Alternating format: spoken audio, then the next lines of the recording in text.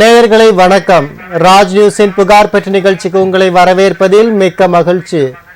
அரசிற்கும் மக்களுக்கும் பாலமாய் திகழக்கூடிய இந்த புகார் பெட்டி நிகழ்ச்சியில் உங்கள் புகார்களை தெரிவிக்க வேண்டும் என்றால் திரையில் தெரிகின்ற எண்ணான 0442110066 என்ற தொலைபேசி எண்ணிற்கு தொடர்பு கொண்டு உங்கள் புகார்களை தெரிவிக்கலாம்.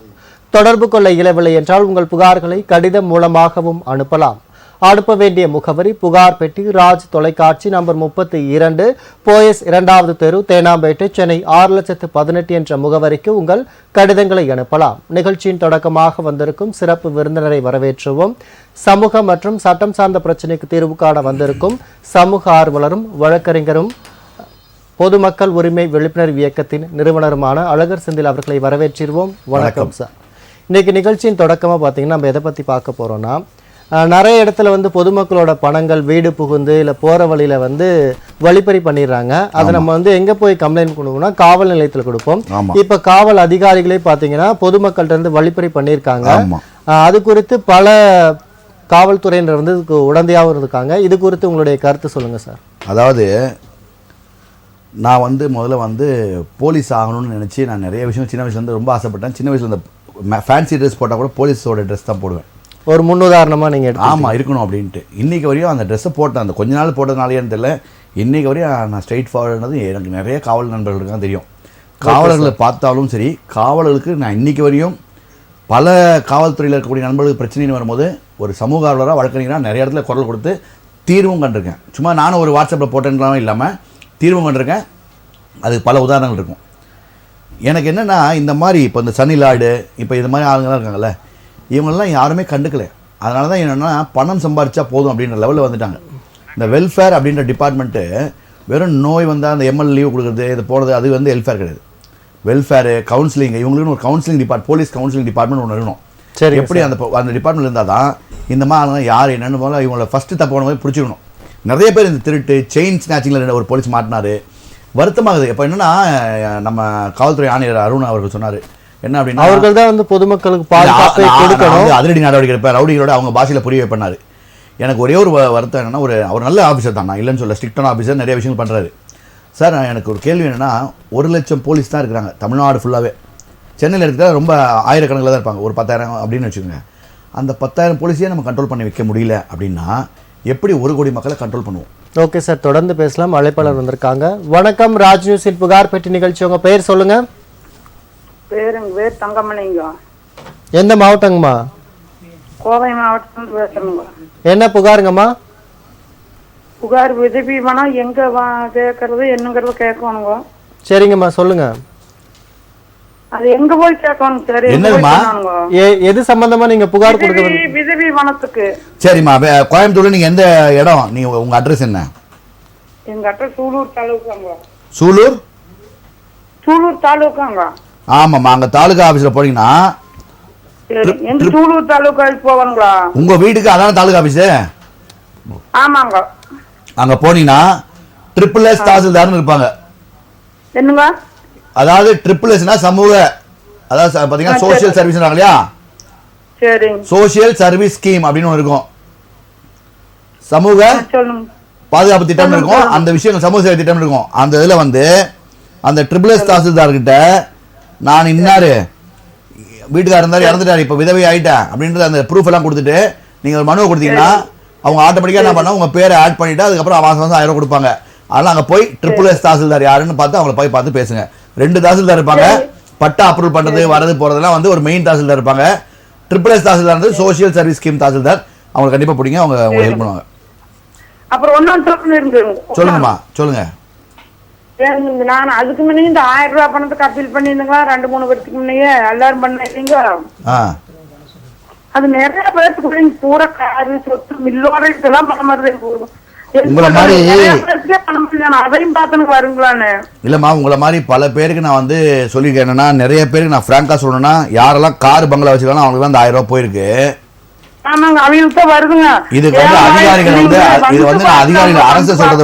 கொஞ்சம் பொறுமையா கேளுங்க, ஐயா விளக்கம் கொடுத்துட்டு. அதிகாரிகளோட உச்சகட்ட அலட்சியம்னு சொல்லுவேன். ஏன் அப்படின்னா, அரசு கொடுக்கணும்னு முடிவு பண்ணும்போது இவங்க ஃபில்டர் பண்றது. ஒரு ஆடியோ கூட கேட்டோம், ஒருத்தர் ரிட்டையர்டு கவர்மெண்ட் ஆஃபீஸர் வந்து அவர் 1000 ரூபா வாங்கணும்னா ஒரு அம்மா ஆனால் ஒரு நேர்மையான தாசில்தார் ஃபோன் பண்ணி சத்தம் போட்டிருக்காங்க, நீ எப்படி இதை வாங்க போச்சுன்ட்டு. எல்லாருமே இந்த மாதிரி இருந்தால் நியாயமாக இருந்துட்டாங்கன்னா அவன் பண்ணலாம், ரெவன்யூ வருவாய் பண்ணலாம். ஆனால் அதிகமாக லஞ்சம் வந்து புலங்கிற இடம் வருவாய்த்துறைன்றனால வருஷம் லஞ்ச ஒழிப்பை பிடிக்கும் போது கூட மாறாதவங்க என்ன பண்ணுது? அதுதான் நான் சொல்கிறேன். லஞ்ச ஒழிப்புத்துறைக்கோ இல்லைனா வந்து அரசாங்கத்துக்கோ இல்லைனா நீதிமன்றம் சொல்கிறது என்னன்னா, லஞ்சம் வாங்கிட்டு அவங்க தண்டனை மட்டும் பத்தாது, லஞ்சம் வந்து தண்டனையே கிடையாது. அவங்க என்ன பண்ணணும்னா மொத்த சுற்றி பறிமுதல் பண்ணிவிட்டு யார் லஞ்சம் வாங்க அந்த அதிகாரிக்கு பிளாட்ஃபார்மில் ஒரு கடையை போட்டு லைசன்ஸ் வாங்கி அந்த குடும்பத்தை பிளாட்ஃபார்மில் படுக்க வச்சு இவங்க அந்த அரசு லஞ்சம் வாங்கினாங்க இப்படி தான் இருக்குது அப்படின்னு சொன்னாங்கன்னா மட்டும்தான் இதை ஒரு மக்களும் புகார் கொடுங்க. தான் சரியாமே தவிர நான் என்ன சொல்கிறேன்னா, நீங்கள் வந்து ஒரு லெட்டர் எழுதுங்க, எனக்கு இந்த மாதிரி வந்து மகளிர் திட்டத்துக்கு நான் கொடுத்தேன், ஏன்னா இப்போ வந்து துணை முதலமைச்சர் சொல்லியிருக்காரு எங்கெல்லாம் விட்டு போச்சு நம்ம சரி பண்ணுவோம் அப்படின்னு சொல்லியிருக்காரு. அதை பண்ணுறாங்க. நீங்கள் துணை முதலமைச்சருக்கு ஒரு லெட்டர் எழுதுங்க, நான் கோவை மாவட்டம் சூலூர் தாலுகாவில் வந்து பேசுகிறேன், எனக்கு நான் மாதிரி அப்ளை பண்ண எதுவுமே நடக்கலை, இந்த அதிகாரி எதுவும் செய்ய விட மாட்டாங்க, அரசுக்கு அவப்பெயர் உண்டு பண்ணுறாங்க, எனக்கு ஆவணம் செய்ய மாதிரி கேட்டு கொடுக்குறேன்னு சொல்லி கேட்டிங்கன்னா இந்த அதிகாரிகள் ஃபீல்டுக்கு போகணும். யார் அப்ளை பண்ணாங்களோ அவங்க உண்மையிலே அவங்க வீடு இருக்குதா வாசல் இருக்குதா இதெல்லாம் செக் பண்ணி கொடுக்கணும். இவங்களுக்கு வந்து வலிக்குது, வேலைக்கு போக முடியல, அப்படியே உட்காந்து இதுலேருந்து தேக்கணும்னு ஆசைப்பட்டு அப்படியே பழகிட்டாங்க. அதனால தான் பிரச்சனை.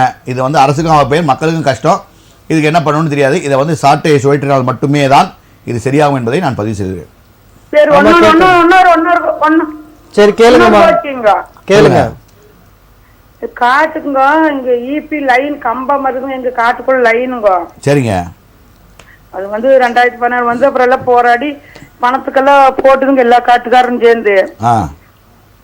அது எங்களுக்கு கொஞ்சம் ஒரு நம்பர் மாதிரி ஒரு எழுதுந்து வந்து அமௌண்ட் ஓட்ட ஒரு நம்பர் காட்டை மாற்றி போட்டு போய் எல்லாத்துக்கும் வந்து ஒரு வருஷம் ஆச்சுங்க. எங்களுக்கு இப்பதான் வந்ததுங்க.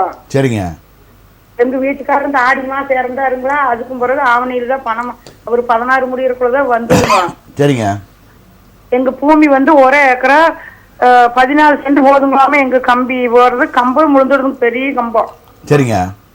பெருசா அப்ப வந்து ஒரு எங்களுக்கு வந்து 13 லட்சம் தான் வந்ததுங்க. சரிங்க. நாங்க 4 பேருங்க, எங்க மாமனார் பேரு கார் இருக்கு. இல்ல பிரச்சனை என்ன சொல்லுங்க, அதை சொல்லுங்க. எங்களுக்கு ஆளுக்கு 3 லட்சம் வந்தது. 3,25,000. உங்க பிரச்சனையை சுருக்கமா சொல்லுங்க. உங்களுடைய வீட்டுக்கு மொத்தம் சொன்னீங்கன்னா டைம் பத்தாது, பிரச்சனை மட்டும் சொல்லுங்க. சரிங்க. அப்புறம் அதுக்கு வந்து மறுபடியும் பணம் வந்த விட்டு இப்ப நான் இதே மாதிரி டிவியில சொல்லிட்டேனுங்க. சொல்லுங்க. சீனிவாசன் சார் ஒரு நாள் பேசினாருங்க அவர்கிட்ட உங்களை மாதிரி. அப்புறம் அவர் ஒரு உதவி பண்றமான்னு சொன்னாங்க, இதை சொன்னனுங்க. சரிங்க. அப்புறம் அவரு கோவை மாவட்டத்துல இருந்து ஒரு வக்கீல் புடிச்சு விட்டாருங்களா, அவரு உங்க காட்டை வந்து அவரே போன் பண்ணாரு. அப்புறம் வாங்க சார்னு ஒரு மாசம் ஆகி போச்சுங்க காட்டை வந்து அவரு பாக்குறக்கு. அம்மா உங்களுக்கு ஆல்ரெடி அப்ப வக்கீல் சொல்லிட்டாங்கன்னா நீங்க வக்கீல தொடர்பு கொள்ளணும். வக்கீல் செய்யலனா தான் கொடுக்கணும். அவர் செய்யறாரு இல்லையா? வக்கீல் எங்கேங்க ஒன்னும் செய்யவே மாட்டேங்கிறாருங்க. இவ்வளவு நாள் ஆகி 4 மாசம் முடிஞ்சதுங்களே. சரி திருப்பி சீனிவாச சார் தொடர்பு கொண்டு, ஏன்னா நீங்க அவர்கிட்ட பேசுறதுனால அவர் தொடர்பு கொண்டு ஐயா அந்த மாதிரி சொன்னாங்க அவர் பண்ணல என்னன்னு கேட்டு சொல்லுங்க, ஏன்னா சொல்ல போறாங்க. அவ்வளவுதானே, சிம்பிள். சீனிவாசன் சார் தான் அவரு என்ன சொல்றாருங்க எங்களுக்கு. சரிங்கம்மா, நீங்க வந்து சீனிவாசன் சாருக்கே தொடர்பு கொண்டு நீங்க வந்து பார்க்கறதா சொல்லியிருந்தீங்களே ஒரு வழக்கறிஞர், அவர் வரலன்னு நீங்க சீனிவாசன் சார்ட்டே கேளுங்க. ஓகேங்களா? அவர் அப்போ அதுக்கு என்ன பண்ணணுங்கிறத சொல்லுவாங்க. கேக்குதுங்களாமா? ஓகே. நீங்க வந்து தொலைக்காட்சியை பார்த்துட்டு இருந்தீங்கன்னா உங்களுடைய விதவை உதவித்தொகை வாங்கணும்னா நீங்க வந்து தாலுகா ஆபீஸ் போங்க. அப்படி இல்லாட்டினா வந்து மகளிர் உரிமை தொகை வாங்கணும்னா மீண்டும் வந்து அறிவிப்பு விட்டுருக்காங்க. நீங்க வந்து துணை முதலமைச்சர் அவருக்கு டைரக்டா வந்து ஒரு கடிதம் எழுதுங்க. ஓகேங்களா? நிகழ்ச்சிக்கு அழைத்தமைக்கு நன்றிமா. நம்ம தொடர்ந்து பேசலாம் சார். அந்த மாதிரி காவல்துறையில வந்து நீங்க வந்து நேர்மையா இருக்க காவல்துறைகள் சார். ஒரு கேள்வி, இப்போ வந்து காவல்துறையில வந்து ஒரு அதிகாரி தவறு பண்ணா ஆயுதப்படைக்கு மாற்றுறதா அப்படின்னு சொல்றாங்கல்ல, அது என்ன மாதிரி தண்டனை சார்? விளக்கம். எனக்கு உடன்பாடே இல்லை. ஏன்னா லஞ்சம் வாங்கிட்டான்னு கேள்விப்பட்டு விசாரிச்சு ஆமான்னு சொல்லி அவன் தப்பு பண்ணாதானே மாத்துறீங்க. அப்போ ஏன் அவர்களை குற்ற நடவடிக்கை எடுக்கலை அப்படின்றது என்னுடைய விஷயம் ஒன்று. ரெண்டாவது வந்து இந்த அன்ஸை ஒழிக்கணும் அப்படின்னு சொல்கிறாங்க. காவல்துறை மட்டும் இல்லை, அரசு வாகன ஓட்டுநர்கள் எத்தனை பேர் அதை வாயில் போட்டுக்கிட்டு வண்டி ஓட்டுறாங்க. நீங்கள் வந்து பப்ளிக்கிட்ட இன்ஃபர்மேஷன் கொடுங்கன்னு சொல்கிற நீங்கள் ஏன் அவங்க வந்து எங்கே வாங்குறாங்கன்னு எடுத்தீங்கன்னா அவங்க வாங்குற இடம் தெரியும். அந்த ஆளை பிடிச்சி அவங்க ரூட் எடுத்தீங்கன்னா இன்னைக்கு அதிகமாக நம்ம சென்னை சிட்டி கூட ஒழிக்கலாமே, ஏன் ஒழிக்கல? இல்லை, அரசு ஊழியர்களில் வந்து பல பேர் இதை பயன்படுத்துகிறாங்க. அவங்க பயன்படுத்தக்கூடாதுனாலே வந்து பாதி பயன்படுத்தக்கூடாதுன்றது ரெண்டாவது. பயன்படுத்துகிற யாருன்னு பார்த்துட்டு இன்னைக்கு நீங்கள் வந்து அவங்கள ரூட் எடுத்தீங்க. இப்போ என்ன போலீஸ் ஒரு பொதுஜனம் நான் கம்ப்ளைண்ட் கொடுத்தா போட்டு கொடுத்துட்றாங்க. போட்டு கொடுக்கும் போலீஸ்னே ஒரு யூடியூப்ல பெரிய விஷயம் வந்துச்சு, புகார் கொடுத்தா போட்டு கொடுத்துறாங்கட்டு. அப்போ ஒரு போலீஸ்காரங்களே இல்லைன்னா ஒரு அரசு டிபார்ட்மெண்ட் இருக்கிறவங்க வந்து சார் நான் இங்கே தான் வாங்கினா அந்த கடையை ஏன் காட்டி கொடுக்கூடாது? இதுதான் பிரச்சனை. ஸோ அதனால் என்ன சொன்னால் இந்த ஒரே 1 லட்சம் போலீஸ், 1 லட்சம் போலீஸ், 1 லட்சம் அரசு ஊழியர்கள் இந்த 2 லட்சம் பேரை வந்து நம்ம ஒரு அரசாங்கமோ இல்லைன்னா அதிகாரிகளோ கட்டுப்பாடு வைக்க வரமுறை பண்ணணும்னு சொல்றீங்க? இல்ல வரமுறை இல்ல, ஸ்ட்ரிக்டான அது ஆக்ஷன் எடுத்து இமீடியட்டா எவ்வளவு பேர் எம்ப்ளாய்மெண்ட் வெயிட் பண்றாங்க, அடுத்தடுத்து டெர்மினேஷன் போட்டு கிரிமினல் வழக்கு போட்டு உள்ள தள்ளிட்டே இருங்க. அப்ப என்ன ஆகும், ஆட்டோமேட்டிக் நீ சொன்னா ஆயுதப்படைன்றது வந்து உள்ள போனா அங்க எதுவுமே வசூல் பண்ண முடியாது, அவ்வளவுதான் விஷயம். டெய்லி ஓடணும், பரேடு ஓடணும், அங்க வந்து ஒரு ஸ்ட்ரிக்ட் தண்டனை, ரியலா ஒரு போலீஸ் எப்படிமா அப்படி இருக்கும் அங்க. ஓகே சார், தொடர்ந்து பேசலாம். மற்றொரு அழைப்பாளர் வந்திருக்காங்க. வணக்கம், ராஜ் நியூஸின் புகார் பெட்டி நிகழ்ச்சி, உங்க பெயர் சொல்லுங்க. வணக்கம் சார், நான் ஆச்சேர் கோயிலிருந்து கலையரசன் பேசுறேன் சார். எந்த மாவட்டம்? தஞ்சாவூர் மாவட்டம் சார். என்ன புகாருங்கய்யா? ஐயா, அந்த புகார் வந்து எப்படின்னா, எங்க அம்மா வந்து கிட்டத்தட்ட ஒரு 15 வருஷமா ஒய்பி பணம் வாங்குறாங்க. சரிங்க ஐயா. அந்த கலைஞர் ஸ்டாலின் இந்த 1000 ரூபாய் பணம் எழுதுறாங்களா சார்? சொல்லுங்க ஐயா. அது வந்து எங்களுக்கு வரல. ஓகேங்க ஐயா. சார் அவங்க அதுக்கு விளக்கம் கேட்குறாங்க சார். சார் ஒரு விஷயம் நான் சொல்லிடுறேன், நானும் கட்சி சாராதான் தான், நான் எந்த கட்சியும் இல்லை. இன்னைக்கு அவர் நம்ம முதலமைச்சர் சொல்லி பழங்க, சரிங்களா? ஏன்னா எப்பவுமே அவர் பேர் சொல்லி சொல்றதை விட முதல்வர் ஸ்டாலின் அவர்கள் அப்படின்னு சொல்லலாம், சரிங்களா? ஒண்ணு. ரெண்டாவது வந்து இந்த ஓஏபி திட்டங்கள் வந்து நீங்க வாங்கிட்டு இருக்கீங்களா? இல்ல, எங்க அம்மா வாங்கிட்டு இருக்காங்க சார். வாங்கிட்டு இருக்காங்கல்ல? இது உங்களுக்கு மகளிர் உரிமை தொகை மட்டும் தான் கிடைக்கல. ஆமா சார். நான் ஒரு நம்பர் சொல்றேன், நீங்க என்ன பண்ணுங்க, ஒரு ஹாய் போட்டு உங்க ரேஷன் கார்டு நம்பரை போட்டுருங்க. அதுல ரேஷன் கார்டு ஃபுல் நம்பரை என்ன ஸ்டேட்டஸ் முதல்ல தெரியும். நீங்க அந்த நம்பர் முதல்ல நோட் பண்ணிக்கங்க. 99 வரும் சார். சார் சொல்லுங்க சார். 99 529 229 சார். 99 529 995229 511131. சரி சார். 99 529 51131. இந்த நம்பருக்கு ஒரு ஹாய் போட்டு வாட்ஸ்அப்ல கால் பண்ணாதீங்க, ஹாய் போட்டு உங்களுடைய அந்த ரேஷன் கார்டு நம்பரை வந்து பதிவு பண்ணுங்க. சரி சார். அப்ப உங்களுடைய அந்த மகளிர் உரிமை தொகை என்ன ஸ்டேட்டஸ் தெரியும் அப்படின்னு அரசாங்கம் இது இந்த வழிமுறை சொல்லிச்சு. அதை நான் ஸ்டோர் பண்ணி வச்சிருக்கேன், அதை உங்களுக்கு சொல்றேன். 12 நம்பர் உங்க ரேஷன் கார்டுல அந்த 12 நம்பர் போட்டீங்கன்னா ஸ்டேட்டஸ் தெரியும்னு சொல்லி ஒரு அறிக்கை விட்டாங்க. அதை நான் ஸ்டோர் பண்ணி வச்சிருக்கேன். இப்போ உங்களுக்கு ஹெல்ப் பண்றதுக்கு அது யூஸ் ஆகுது. சரி சார். சரிங்க. ஓகேங்க ஐயா, நிகழ்ச்சி கலந்தமைக்கு நன்றி. நிறைய பேருக்கு வந்து மகளிர் உரிமை தொகை கிடைக்கலன்னு சொல்லிட்டு இருக்காங்க. முடிஞ்ச அளவுக்கு வந்து நீங்க ஐயா சொன்ன நம்பர்ல வந்து, அதாவது 9952951131 நம்பருக்கு வந்து உங்களுடைய ரேஷன் கார்டு அட்டை நம்பர் போட்டு பார்த்தீங்கன்னா என்ன ஸ்டேட்டஸ் உங்களுக்கு ஏன் வரல அப்படிங்கிறது தெளிவாக தெரியும். அதுக்கடுத்து நீங்கள் என்ன நடவடிக்கை எடுக்கணுங்கிறது உங்கள் தாலுகா ஆஃபீஸில் கேட்டு நீங்கள் தெரிஞ்சு நடவடிக்கை எடுத்துக்கலாம். சார் நம்ம வந்து காவல், ஒருவேளை இந்த ஸ்டேட்டஸ் சரியா வரலன்னா அரசாங்கம் இதை சரி பண்ணணும். ஓகே. ஏன்னா ஒரு சில பேர் வருதுன்றாங்க ஸ்டேட்டஸ், ஒரு சில பேர் வரலன்றாங்க, இந்த நம்பரே யூஸ் ஆகலன்றாங்க. அப்போ சில சமயம் வந்து இல்லை சார் எனக்கு ஸ்டேட்டஸ் தெரியுதுன்றாங்க. அப்போ அரசாங்கம் இதை சரி பண்ணி ஒருவேளை இந்த நம்பர் பழுதறிஞ்சா சரி பண்ணிக்கணும்ன்றதையும் நான் பதிவு பண்ணுறேன். Okay sir. மற்றொரு கேள்வி உங்ககிட்ட, ஏன்னா இப்போ காவல்துறைக்கு வந்து அவங்களுடைய இது எக்ஸாமில் பாஸ் ஆகி வரப்பவே வந்து அவங்களுக்கு ஒரு இன்ஸ்ட்ரக்ஷன் கொடுத்துருப்பாங்க, நம்ம இதுக்காக தான் வரோம், இந்த வேலைக்காக தான் வரோம் அப்படிங்கிறப்போ நம்மளே வந்து ஒரு குற்றவாளியை பிடிச்சி அவங்களுக்கு. ஆமா சார், இன்னைக்கு அப்படித்தான் ஆயிடுச்சுன்னு நான் சொல்றேன். நான் சேலஞ்ச் பண்றேன், அதுதான் நடந்துட்டு இருக்கு. இன்னைக்கு யார் யார் எவ்வளவு சம்பாதிச்சுக்கோங்க அப்படின்ற மாதிரி தான் விஷயம் இருக்குது. அது மாதிரி வேண்டாம். முதல்ல நான் என்ன சொல்றேன்னா, நம்ம சமுதாயத்தை கட்டுப்படுத்தணும்னா நம்ம கரெக்டாக இருக்கணும். 1 லட்சம் போலீஸ் மட்டும் இல்லை, அரசு ஊழியர்கள் ஒன்றும் இல்லை, சாதாரண ஒரு விஷயம். ஒரு நாட்டு மக்களுடைய ஒழுக்கம் எப்படின்றது ஒரு பழமொழி இருக்குது, நாட்டுடைய ஒழுக்கம் சாலையில் உள்ளது. எப்படி சாலை இருக்கோ அதான் நாடு என்று தெரிஞ்சுக்கலாம். ஒரு நாட்டு மக்களுடைய ஒழுக்கம் அவர் எப்படி வாகனம் ஓட்டுதா என்று ஒரு, நான் சும்மா இப்போ சென்னையிலேருந்து போரூர்லேருந்து ராயபுரம் வரையும் ஒரு விஷயம் ஸ்டேஷன் விஷயமா ஒரு விஷயம் போயிட்டு வரேன். போகிறதுக்குள்ளே எத்தனை படித்தவர்கள் தனியார் செல்ஃபோன் பேசி வண்டி ஓட்டுறாங்க. ஒரு போலீஸ் ஜீப்பு டிரைவர் வண்டி ஃபோன் பேசி வண்டி ஓட்டுறாரு. அப்போ நீங்கள் என்ன கட்டுப்படுத்துவீங்க? உங்கள் படிப்பு என்ன, உங்கள் நிர்வாகம் என்ன? போக்குவரத்து காவலர் அதை பார்த்துட்டு தான் இருக்காங்க. அப்போ நடவடிக்கை என்ன பிரச்சனை நான் சொல்கிறேன், போக்குவரத்து காவலர் சொல்கிறோமே தவிர நாளைக்கு ஒரே ஒரு ஆர்டர் போக்குவரத்து காவலரோ இல்லை லாண்ட் ஆர்டர் சட்ட ஒழுங்கு காவலரோ யார் தப்புனாலும் நீங்கள் இறங்கி செய்யுங்க நான் பார்த்துக்கிறேன்னு சொல்லி ஒரு ஆர்டர் வரும். வாய்மொழியாக இல்லாமல் உண்மையில பேக்கப் பண்ணால் பாயத்துக்கு ரெடியாக இருக்காங்க. நம்ம அவங்கள குறை சொல்லக்கூடாது. இந்த போக்குவரத்து இன்ஸ்பெக்டர் காவலர் போய் அவரை பிடிச்சாங்கன்னா எத்தனை பேர் வந்து அதிகார வர்க்கத்தால் பாதிக்கப்பட்டாங்கன்றதையும் நான் தெரியும் எனக்கு. அதனால் வந்து இன்றைக்கி வந்து சும்மா பேருக்கு வந்து அப்படி கட்டி போட்டு உட்கார வச்சுருக்காங்க காவல்துறை.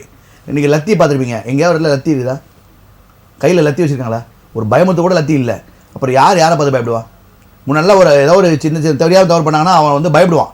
இப்போ அக்யூஸ்ட் சில பேரோடய கை கோத்துக்கிறாங்கன்னா அப்போ எந்த வகையில் பாருங்க, சன்னிலாடுன்றவர் ஒரு நல்ல ஒரு திடகாத்திரமாக இருக்கார், மக்களுக்கு பாசிட்டிவ் வந்தால் எவ்வளோ பெரிய விஷயம். இதெல்லாம் பண்ணி இவர் தான் பிரெயினா. அப்போ பிரெயின் இருக்கானா அந்த ஸ்டேஷனில் அந்த ஐஎஸ் என்ன பண்ணார்? இதை கூட ஸ்மெல் பண்ண முடியாத ஐஎஸ் என்ன ஆமாம் சார். ஐஏஎஸ்ன்றவர் அந்த ஸ்டேஷன் நடக்கக்கூடிய விஷயம் தெரியணும். அப்போ அந்த ஸ்டேஷனில் ஏன் அந்த ஐஏஎஸ் அதை ஸ்டெப் எடுக்கல? ஒரு இன்ஸ்பெக்டர் கான்ஸ்டபிள் தெரியாது, ஐஏஎஸ் அதை நோட் பண்ண முடியாதா? இதெல்லாம் ஏன் யோசிக்கல அப்படின்றது ஒரு பெரிய கேள்விக்குறி. காவல்துறை ரொம்ப தரம் அப்படியே குறைஞ்சிக்கிட்டே வருது. இதை வந்து சரி பண்ணணும். அதுக்கு வந்து பல விஷயங்கள் வந்து நடக்கணும், அவேர்னஸ் பண்ணணும். பொதுமக்கள் வந்து யாரெல்லாம் இதெல்லாம் இருக்காங்களோ சிவில் போலீஸ் கொண்டு வரணும். சிவில் போலீஸ் வந்தால் என்ன ஆகும்னா, நம்ம செய்யலைன்னா இவன் பிடிப்பான் போடுது அப்படின்ற எண்ணம் வரணும். ஓகே சார், தொடர்ந்து பேசலாம். அழைப்பாளர் வந்திருக்காங்க. வணக்கம், ராஜ்நியூஸின் புகார் பெட்டி நிகழ்ச்சி. உங்கள் பெயர் சொல்லுங்க. ஹலோ, மதுரையிலேருந்து கருப்புசாமி பேசுகிறேன். கருப்புசாமிங்களா? எந்த மாவட்டங்கய்யா? மதுரை மாவட்டம் தான், மதுரையில் தான் இருக்கேன். என்ன புகாருங்கய்யா? ஐயா, ஒரு இடம் வாங்கினேன், அந்த தாய் பத்திரம் கிடையாது. சரிங்க ஐயா. அந்த இடம் என்ன அளக்காம இருக்கு, அந்த அளந்து தர சொல்லி சர்வேர் ஆஃபீஸ் போய் என் பேரோட பத்திரத்தை கொண்டு கொடுத்தான். சரிங்க ஐயா. அவங்க அந்த இடத்தோட கெச்சு கேட்குறாங்க, இல்லை தாய் பத்திரம் கேட்குறாங்க, அப்போ தான் அளக்க முடியும் அப்படிங்கிறாங்க. சொல்லுங்க ஐயா, அதுக்கு என்ன மாதிரி செய்யலாம்? ஓகே, நான் பண்ணுறேன். உங்கள் நம்பர் எடுத்துக்கிறேன், உங்கள் டீட்டெயிலாக எனக்கு அனுப்புங்க. சரி, அனுப்பிட்டு நான் என்ன பண்ணுன்றதை உங்களுக்கு நான் ஃபோன் மூலமாக சொல்கிறேன். சரிங்களா? முதல்ல டாக்குமெண்ட் பார்க்குறேன். ஏன்னா இதுமே நீ சொல்கிறத வச்சு நான் சொல்ல முடியாதுல்ல. சரிங்க சார், சரிங்க. ரைட். ஓகேங்க, நிகழ்ச்சிக்கு அழைத்தமைக்கு நன்றி. தொடர்ந்து நிகழ்ச்சியோட இணைந்திருங்கள். சார், மற்றொரு முக்கியமான விஷயம், இது சமீபத்தில் நடந்தது.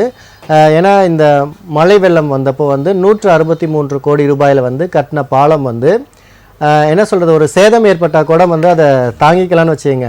பாலம் இருந்த இடமே தெரியாமல் போயிருக்கு. நிறைய இடத்துல பார்த்தீங்கன்னா இப்போ சென்னையிலேருந்து திருப்பதிக்கு போகிற வழியில் பார்த்தீங்கன்னா ஊத்துக்கோட்டை விலை அவ்வளோ சாலைகள் வந்து குண்டும் குழியுமாக இருக்குது. ஏன்னா பக்தர்கள் அதிகம் பயன்படுத்தக்கூடிய சாலைகள் அது இருக்குது. அதையும் தாண்டி அங்கே உள்ள கோவிலில் பார்த்தீங்கன்னா முறையான வழிகாட்டு நெறிமுறைகள் பயன்படுத்தினாங்களான்னு தெரியல. நிறைய பேர் உயர்ந்திருக்காங்க. அது குறித்து உங்களுடைய கருத்து சொல்லுங்கள். 3 விஷயம் சொல்லியிருக்கீங்க. முதல்ல வந்து 123 கோடி பாலம் காணும். இந்த காணும்னா இந்த திருட்டு பசங்க என்ன பண்ணுது? ஏன் அப்படின்னா, ஒப்பந்தக்காரரை மட்டும் எப்பவுமே தயவுசெய்து யாரும் சொல்கிறேன், எந்த இடத்துலையுமே ஒப்பந்தக்காரரை வந்து நீங்கள் கொண்டு வராதீங்க. ஃபஸ்ட்டு உள்ள ஒரு அரசியல்வாதி வந்தால் ஆளும் கட்சி, எதிர்கட்சி, உதவி கட்சி, துணை கட்சி, நான் யார், லெட்டர் பேட் கட்சி, அப்புறம் லோக்கலில் இருக்கிற ஆளுங்க, இந்த மாதிரி நிறைய ஆளுங்க உள்ள புந்து ஆர்டிஐ போடுறேன், அதை போடுறேன், இதை போடுறேன்னு போட்டு அவர் வந்து என்னென்னா ஒரு கோடி ரூபா கான்ட்ராக்ட் வருதுன்னா ஒரு 40-50 லட்சம் போயிடுதுன்னு வச்சுக்கோங்க லஞ்சத்துக்கே, இல்லை கட்டிங் போகுது அப்படின்னா, மிச்சம் 50 லட்ச ரூபாய்க்கு ஒரு ப்ராஃபிட் ஒரு 10-20 லட்சம் எடுத்துக்கினாரு. 30 லட்ச ரூபாய்க்கு என்ன தராங்க இருக்கும்? இந்த பாலம் காணுமே, இது எவ்வளோ பெரிய ஒரு சமுதாய குற்றம். அது அப்படியே ஒன்றும் இல்லாமல் தண்ணியில் உப்பு கரைச்ச மாதிரி கரைச்சிட்டாங்கல்ல, இருந்த இடமே தெரியல. அதான் வந்து ஒரு பிரச்சனையோ கரைச்சிட்டாங்களே. அந்த பாலமும் இல்லை, அந்த பாலம் பிரச்சனை என்ன ஆச்சுன்னு இன்னைக்கு வரையும் யார் அந்த ஒப்பந்தக்காரர் அரெஸ்ட் பண்ணீங்களா? இல்லை, 163 கோடினா அதை அரெஸ்ட் பண்ணீங்களா? நீங்கள் என்ன பண்ணிக்கணும்? அவரை அரெஸ்ட் பண்ணிக்கணுமா? இப்போ எப்படி இந்த யார் சார்னு கேட்டாங்கல்ல, அந்த மாதிரி அந்த கான்ட்ராக்டில் யாரெல்லாம் உங்கள்கிட்ட கட்டிங் வாங்கன்னு கேட்டுக்கணும்ல, அதை வெளிச்சம் போட்டு காட்டுக்கணும்ல. இதான தூய்மை, இதான டிரான்ஸ்பரண்ட், மக்களுக்கான ஆட்சியாக இருக்கு. அதை பண்ணிடணும். அரசாங்கத்தையே விடுங்க. அதிகாரி என்ன பண்ணுறீங்க? நான் இன்னைக்கு வரையும் நான் அரசியல்வாதியிலே குற்றம் சொல்லவே மாட்டேங்க. அதிகாரி என்னங்க? Who is the government? கவர்மெண்ட்னா யார்? Chief minister not government, chief secretary is government. ஏன் நீங்கள் யாருமே ஸ்டெப் எடுக்க மாட்டீங்க? ஏன் ஐஏஎஸ் ஐபிஎஸ்லாம் பயந்து பின்னாடி போய் வந்துக்கிறீங்க? ஏன் அப்படி எனக்கு புரிய மாட்டேங்குது. எனக்கு என்னைக்கு தான் மாற போறீங்க? Okay sir. ரெண்டாவது, திருப்பதியில் 6 பேர் செத்து போயிட்டாங்கன்றீங்க. 6 பேர் செத்து போயிட்டாங்க. சென்னை டு நேற்று எனக்கு ஒரு நண்பர் பிரதாப்னு ஒரு ஃப்ரெண்டு, அவர் எனக்கு ஃபோன் பண்ணி சொல்கிறாரு, சார் சென்னையிலேருந்து ஊத்துக்கோட்டை திருப்பதி வரையும் போகிறேன், ஆந்திரா கவர்மெண்ட் கண்டுக்கல, தமிழ்நாடு கவர்மெண்ட் கண்டுக்கல, படு மோசமாக குழியும் குண்டு குழியும், வண்டி எப்படி எடுத்தாங்க, நான் நடந்து போகிறேன். இப்போ மார்கழி மாதம் நடந்து போகிறாங்க திருப்பதிக்கு. அங்கே 6 பேர் செத்தவொன்னு என்ன பரவாயில்ல, இங்கே நிறைய பேர் செத்தாங்க பரவாயில்லையா? அந்த குண்டு குழி இருக்குது. ஹைவேஸ் டிபார்ட்மெண்ட் என்ன பண்ணுறாங்க? மிச்சர் சாப்பிட்டு மீட்டிங் போடும். ஆனால் மீட்டிங் டெய்லி போடுறாங்க. எனக்கு ஆச்சரியமாகுது. டெய்லி மீட்டிங் போட்டு ஏசியில் உட்காந்து மக்கள் வரி பண்ணல, நல்லா ஒரு கிலோ மிச்சர் தின்ட்டு இந்த இடத்துல இப்படி இருந்தீங்கன்னா என்ன அர்த்தம்? யாராவது செத்து போனால் இந்த என்ன பண்ணணும்னா, நீதிமன்றத்தில் நான் ஒரு இது வைக்கிறேன், தயவுசெய்து நீ அரசாங்கம் வந்து நஷ்டம் கொடுக்கூடாது. யார் அதோட அதிகாரியோ அந்த அதிகாரிலேருந்து கீழ்நிலை அதிகாரி வரையும் 100 கோடி நஷ்டம்னு வைங்க. ஒரு ஆள் இறந்து போயிட்டாலும் இவங்க அந்த ரோடுனால தான் நஷ்டம்னா, அவங்க வேல்யூக்கு ஏற்ற மாதிரி அவங்க பண்ணிவிட்டு அந்த நஷ்ட ஈடாக இவங்களை பர்சனல் மணிலேருந்து எடுத்து கொடுக்கும். இதை பண்ணாங்கன்னா சூடு வச்சுருவாங்க. அப்போ அதிகாரி சொல்லுவாங்க, நான் என்ன பண்ண முடியும்? நாங்கள் லெட்டர் அனுப்பிச்சோன்னே, லெட்டரை நீ டிரான்ஸ்போர்ட் மினிஸ்டர்னா டிரான்ஸ்போர்ட் மினிஸ்டர் அனுப்பு, ஹைவேஸ் டைரக்டர் ஜெனரல் மினிஸ்டர் அதுக்கு அனுப்பு, அவங்க செக்ரட்டரிக்கு அனுப்பு, காப்பி போட்டு வச்சுக்கோ. சார் நான் கொடுத்துட்டேன் சார், அவங்க தான் கொடுக்குன்னு சொன்னால் அவங்களும் அவங்கள உள்ளே கொண்டு வர போகிறாங்க. இதெல்லாம் யாரும் பண்ணுறதில்ல. பேருக்கு மட்டும் அவன் இவன் ஒன்று அந்த பிளேமிங், அதாவது இப்படி சுற்றி முட்டையிலேருந்து கோழி வந்தால் கோழிலேருந்து முட்டை வந்தா இந்த கணக்கில் தான் ஓடிட்டு சார். தொடர்ந்து பேசலாம். அழைப்பாளர் வந்திருக்காங்க. வணக்கம், ராஜ்நியூஸின் புகார் பெட்டி நிகழ்ச்சி. உங்கள் பெயர் சொல்லுங்க. சிங்காரவேலுங்க சார். சிங்காரவேலனுங்களா? ஆமாம் சார். எந்த மாவட்டங்கய்யா? சேலம் மாவட்டம் சார். என்ன புகாருங்கய்யா? சார், மோடி காசு விவசாயத்துக்கு அனுப்பிக்கிட்டு இருந்தாங்க சார். என்னங்கய்யா? மோடி காசுங்க. சொல்லுங்கய்யா. விவசாயத்துக்கு அனுப்பிக்கிட்டு இருந்தாங்க. சரிங்கய்யா. அது வந்து இப்போ 2 பிட்ட பணம் வரலைங்க. எவ்வளோ தொகை உங்களுக்கு வழங்கிட்டு இருந்தாங்க? எத்தனை மாசமா வழங்கிட்டு இருந்தாங்க? 6 மாசத்துக்கு ஒரு தடவை 2000 ரூபா அனுப்பிடுறாங்க சார். சரிங்க ஐயா. அது இப்ப ஒரு வருஷமா வரலீங்க. அப்படிங்களா? சரிங்க ஐயா. இது குறித்து எங்க புகார் கொடுத்துருக்கீங்களா? புகார் போய் நேர்ல அக்ரி ஆபீஸ்ல கேட்டாக்க உங்க பையன் இன்கம் டேக்ஸ் கட்டுறான், அதனால கட் ஆயிடுச்சு அப்படின்றாங்க சார். ஓகேங்க. இது குறித்து உங்க பையன் இன்கம் டேக்ஸ் கட்டுறாரா? ஆமாங்க சார். அப்ப இன்கம் அவங்க அந்த விஎம் கிஷான் விகாஸ் அந்த திட்டத்தை படிச்சு பாத்தீங்களா? இல்லைங்க சார். அதை படிங்க. பிஎம் கிசான் சமன் நிதி, அதான அர்த்தம். சரி சார். அந்த இதில் நான் உங்களுக்கு ஒரு ஹெல்ப்லைன் நம்பர் தரேன். ஒருவேளை இவங்க சொல்றது இல்லைன்னா கேட்டுக்கங்க. 155261 155 955ங்களா? 1 5 5 1 5 இன்னொரு 5 261 1 2 5 2 6 1ங்க. ஆமாங்க, அது ஒண்ணு. இன்னொரு நம்பர் வந்து 011 இன்னொரு நம்பர் 011 243 241ங்களா? சார் முதல்ல நீங்க தெளிவா கேட்டுக்கங்க. ஒரு விஷயத்துல நான் 4 நம்பர் நான் ரிப்பீட் பண்ண முடியுமா? 243 243ங்க.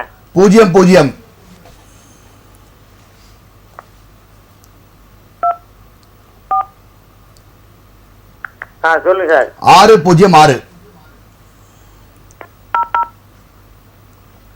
போட்டுங்க சார்.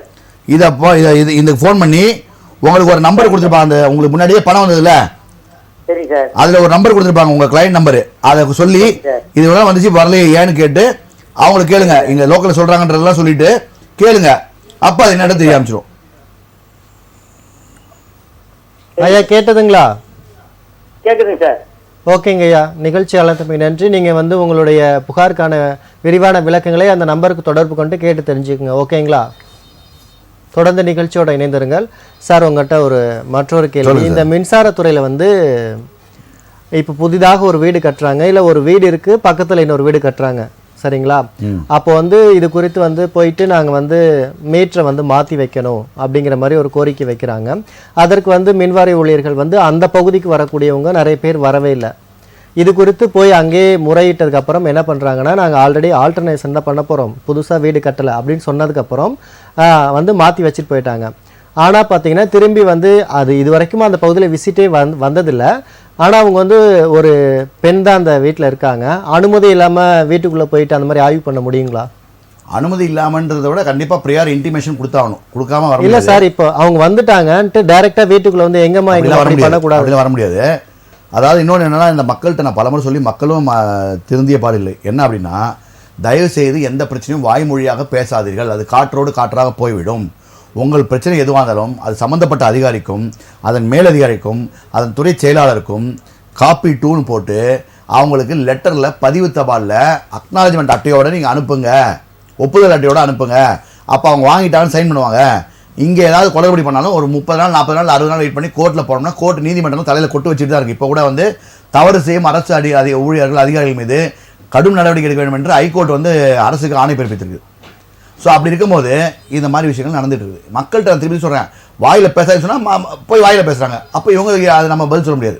இல்லை சார், ஒரு அதிகாரிங்கிறப்போ வந்து போய் அவங்க வந்து விசாரணை நடந்தது இல்லையா? இப்போ இந்த மாதிரி நடந்ததில்ல, ஐயா இந்த மாதிரி என்கிட்ட எந்த இதுவும் இல்லாமல் அதிகாரி வந்துட்டாங்க செக் பண்ண சொல்லி உள்ள நுழையிறாங்க, இது எந்த வகை நியாயம், வந்தவங்க இவங்க தான் அப்படின்னு எழுதி கலெக்டருக்கு ஒரு லெட்ரு, காப்பிட்டு சீஃப் செக்ரட்டரி ஒரு லெட்ரு, இவங்க ஏன் பதிவு தபால் அனுப்பல?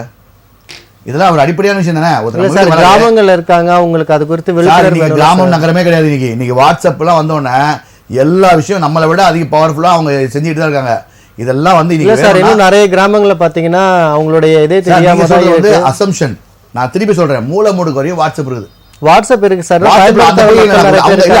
ஒரு பார்ட்டி செய்ய முடியல அப்படின்னா அந்த ஊர்ல பையன் இருப்பான். நம்ம சிட்டியில தான் வந்து பக்கத்து பேசுறது இல்லை.